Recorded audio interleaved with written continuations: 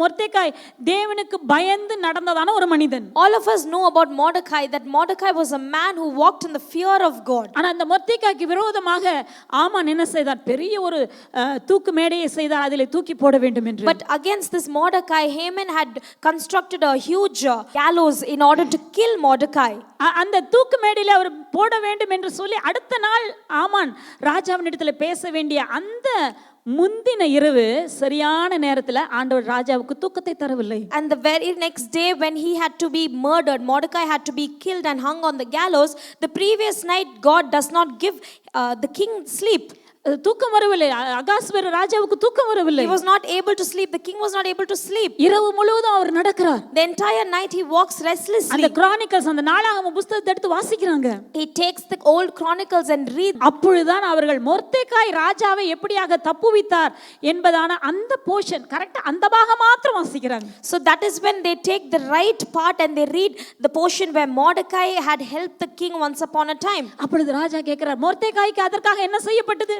And at that time king asks, what has been done to treat Mordecai? ஒன்றும் செய்யப்படவில்லை. Nothing was made. அதுவரைக்கும் மொர்தெகாய் நினைத்திருப்பார், Until then Mordecai would have thought, இந்த ராஜாவுக்காக நான் உதவி செய்தேனே, I helped the king. நான் தேவனுக்கு முன்பதாக உண்மையா இருந்தேன், I was true in front of God. ராஜாவினுடைய உயிருக்கு எந்த சேதம் வராதபடிக்கு நான் காரியங்களை நான் வெளியரங்கமாக மாற்றினான், ராஜாவின் உயிரை பாதுகாத்த மனிதன் நான். I saw to it that the king was protected and safe. I was able to see to that his life was safe. Esther 6ஆம் அதிகாரம் 3வது வசனத்தில் பார்க்கிறோம், இதற்காக மொர்தெகாய்க்கு என்ன செய்யப்பட்டது? And the king said in Esther chapter 6 verse 3, what has been done to Mordecai for this? ஒன்றும் செய்யப்படவில்லை என்றார்கள். Then the king's servant said, there is nothing done for him. ஏற்ற காலத்திலே தேவன் ஏற்ற மனிதனுடைய மனதிலே தேவன் பேசினார். In the right season God spoke for Mordecai. ஏற்ற காலத்திலே உங்களுடைய தேசத்திலே மழை பெய்யும். And in the right season showers of blessing will come down. அடுத்த நாள் காலையில ஆமான் வரும் பொழுது முதல் செய்தி ராஜா சொல்லுகிறார், உடனே போய் மொர்தெகாய்க்கு செய்ய வேண்டியதான கனத்தை செய்யுங்கள். And the very next day in the morning the king tells Haman to do whatever he had told, that thinking they would be doing for him, he asked to be done for Mordecai. அந்த நேரத்தில் மொர்தெகாயை நினைக்க வைத்தது யார்?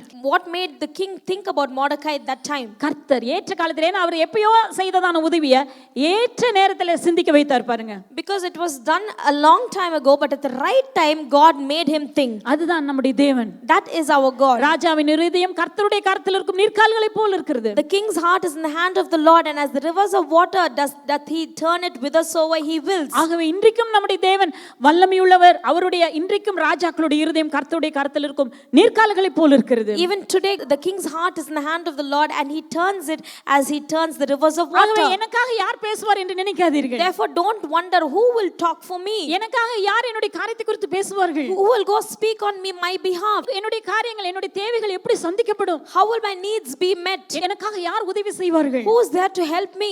கர்த்தருடைய உடன்படிக்கையை புரிந்து கொள்வோம். Let us understand the covenant of peace. ஏற்ற காலத்திலே ஆசீர்வாதமான மழை பெய்யும். In the right season the showers of blessing will சொல்லுங்க, come down. ஏற்ற காலத்திலே, In the right season, என்னுடைய தேவையின் நேரத்திலே, in the season when I have need, எனக்கு தேவையான நேரத்திலே கர்த்தர் என்னுடைய வாழ்க்கையிலே ஆசீர்வாதமான சொட்டுக்கள் அல்ல, ஆசீர்வாதமான மழையை பெய்ய பண்ணுவார். in the right season God will pour down not drops of water but showers of blessing. இது கர்த்தருடைய வார்த்தை. This is the word of God. இது மனுஷனுடைய வார்த்தை அல்ல. This is not man's word. இது சமாதான உடன்படிக்கை பண்ணதான தேவனுடைய வார்த்தைகளாம். These are the words of the one who made this covenant of peace. அதன் விளைவாக என்ன நடக்கிறது? 27வது வசனத்தில் வாசிக்கிறோம், எசேக்கியேல் 34:27, வெளியின் விருட்சங்கள் தங்கள் கனியை தரும்.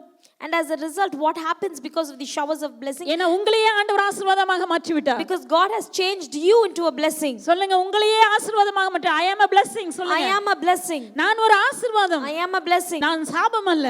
I'm not a curse. நான் ஒரு தரித்திரம் அல்ல. I'm not a curse. நான் இல்லாதவன் அல்ல. I'm not a person who has என்னோடு கூட nothing. தேவன் சமாதான உடன்படிக்கை செய்திருக்கிறார். God has made a covenant of peace with me. உங்களையே தேவன் ஆசீர்வாதமாக மாற்றினபடியால், Because he has made you a covenant of peace, வெளியின் விருட்சங்கள் தங்கள் கனியை கொடுக்கும். the tree of the field shall yield a fruit. அப்படியானால் உங்களுக்கு இருக்கக்கூடியதான உங்களுடைய நிலமோ, உங்களுடைய வயலோ, உங்களுடைய ஜாபோ அல்லது உங்களுடைய வேலையிலோ உங்கள் கனியை நீங்கள் பார்ப்பீர்கள். Which means the land or the property or the job that you have, it will definitely yield its fruit. பூமி தன் பலனை கொடுக்கும். And the earth shall yield or increase. நீங்க எங்க தங்கி இருக்கீங்களோ அந்த இடத்துல விருத்தி நிலையடைதலை பார்ப்பீர்கள். Wherever you are staying, you will see an increase. Increase சொல்லுங்க. என்னுடைய வாழ்க்கையில என்னுடைய பூமி எனக்கு இன்கிரீஸ் தரும். Repeat after me. In the place where I stay, I will see increase. அவர்கள் தங்கள் தேசத்தில் சுகமாய் இருப்பார்கள். They shall be safe in their land. திரும்பவும் ஆண்டவர் சொல்றார், என் ஜனங்கள் தங்களுடைய தேசத்திலே சுகமாய் இருப்பார்கள். Again God says, my people shall be safe in their land. ஆண்டவருடைய விருப்பமே நீங்கள் சுகமாக இருப்பதுதான். God's desire is that you should be well.